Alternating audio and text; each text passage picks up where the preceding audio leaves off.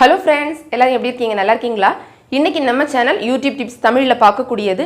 நான் வந்து ஆடியோ வந்து ரெக்கார்ட் பண்றதுக்கு என்ன மைக் யூஸ் பண்றேன் அப்படிங்கிறது. இது வந்து ஒரு சிஸ்டர் வந்து கமெண்ட்ல கேட்டிருந்தாங்க. நீங்க என்ன மைக் யூஸ் பண்றீங்க? அதை எப்படி பயன்படுத்துறீங்க அப்படிங்கறத சொல்லுங்க அப்படினு. சோ நான் வந்து என்ன மைக் யூஸ் பண்றேன் அப்படினா boya bym1 omnidirectional lavalier condenser microphone வந்து யூஸ் பண்றேன். இது வந்து நான் ரொம்ப ஒரு 6-7 மாசத்துக்கு முன்னாடி நான் வாங்கி வந்து பயன்படுத்திட்டு இருக்கேன்.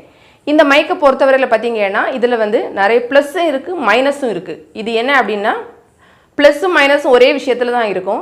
என்னன்னா அதுல இது வந்து omnidirectionalல இருக்கக்கூடிய அதாவது அந்த சுத்தி இருக்கக்கூடிய எல்லா சவுண்டையுமே இந்த மைக் வந்து ஈஸியா வந்து கேப்சர் பண்ணி எடுத்துரும். சோ இதனால என்னன்னா நான் இப்போ வீடியோ வந்து ரெக்கார்ட் பண்ணிட்டு இருக்க டைம்ல வந்து என்னோட வாய் பக்கத்துல இந்த இடத்துல வச்சு இப்படி மைக் வந்து நான் யூஸ் பண்ணிருக்கேன் அப்படினா என்னோட மூச்சு காத்து நான் பேச டைம்ல வரக்கூடிய அந்த காத்து வர அந்த ஆடியோல ரெக்கார்ட் ஆயிரும். அது ஒரு பெரிய மைனஸ் அப்படினு சொல்லலாம். அதே தான் ப்ளஸ்ஸாவும் எடுத்துக்கலாம். எப்படின்னா இப்போ ஒரு சின்ன சின்ன சவுண்ட கூட நீங்க ரெக்கார்ட் பண்ணனும் உங்க சரவுண்டிங்ஸ்ல இருக்குது அப்படினாலும் இந்த மைக் வந்து ஈஸியா வந்து எடுத்துரும்.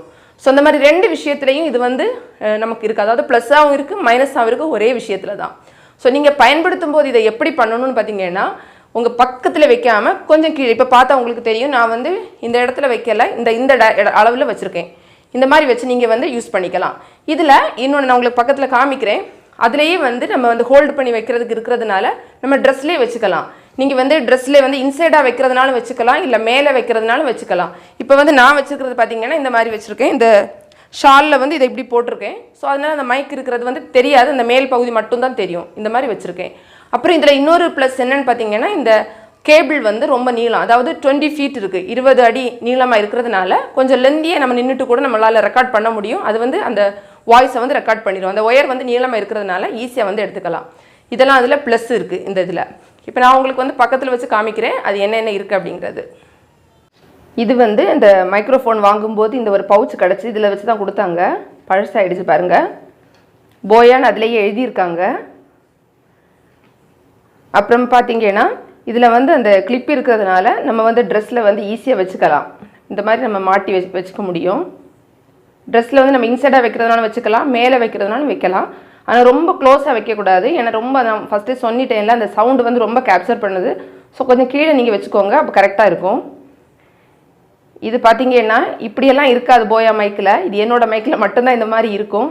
என்ன ஆயிடுச்சு அப்படினா நான் ரொம்ப ரஃப்பா இத ஹேண்டில் பண்ணது. அதாவது இந்த ஒயர் எல்லாம் ரொம்ப பிடிச்சி இழுத்து அப்படி எல்லாம் பண்ணதுல ஒயர் வந்து உள்ளால கனெக்ஷன் வந்து போயிடுச்சு.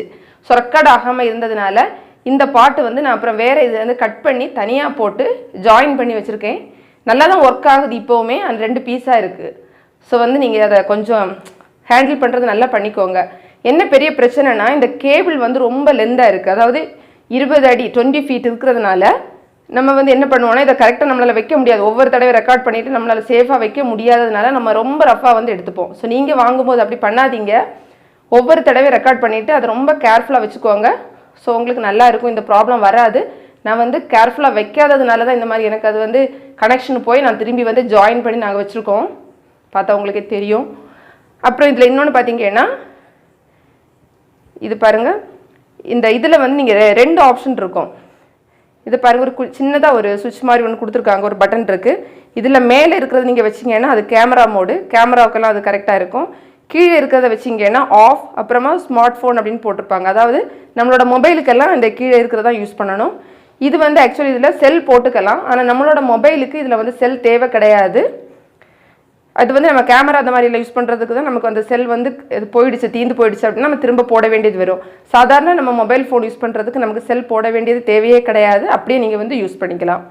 அவ்வளவுதான். ரொம்ப சிம்பிளா சொல்லிட்டேன்னு நினைக்கிறேன். எல்லாமே ரொம்ப நல்ல ஒரு இதுதான். உங்களுக்கு வந்து ரொம்ப லெந்தியா நீங்க வீடியோ எடுக்கணும் அப்படினா கூட பிரச்சனையே இல்ல. 20 feet வந்து இருக்குறதால தாராளமா நீங்க வந்து எடுத்துக்கலாம். அப்புறம் இது ஒரே ஒரு விஷயம் மட்டும் தான் இருக்குதுல.